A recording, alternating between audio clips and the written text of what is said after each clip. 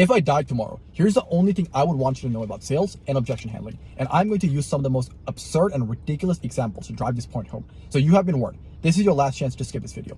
But before you listen to a single word I say, because I'm a stranger on the internet, I broke numerous company sales records, so I know a thing or two when it comes to sales. You'll start closing at 30, 40, 50%, or even more than that when you understand that objections are not the problem.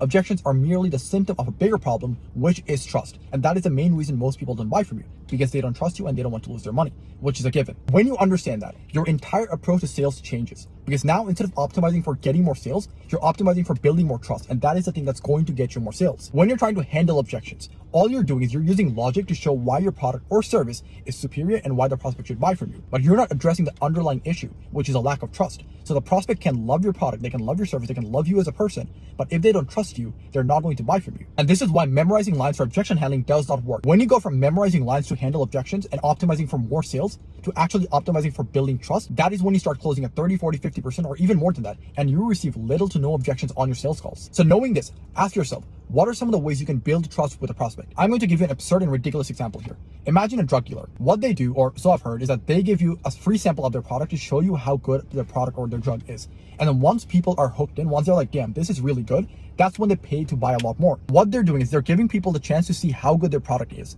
And once people see that, they trust them a lot more to deliver high quality products. Similarly, what you can do is before the sales call, you can give your clients a sample of your product or service and solve a smaller problem for them. For example, if you are a fitness coach and you're helping people with losing weight, what you can do is you can send people a free cookbook or something that's going to give them 20 different healthy recipes that they can use to lose weight. If you do that, then you just solve people's problem of not knowing what kind of healthy recipes to cook. But then they also have to go to the gym and work out and lose weight. Then you can sell them on your training plan with which they're going to lose weight. And as a result, selling your higher ticket package will be so much easier because they already trust you. When you understand sales and objection handling like this, you can go into any niche, any industry, any type of sales, and soon become the top sales rep in that company.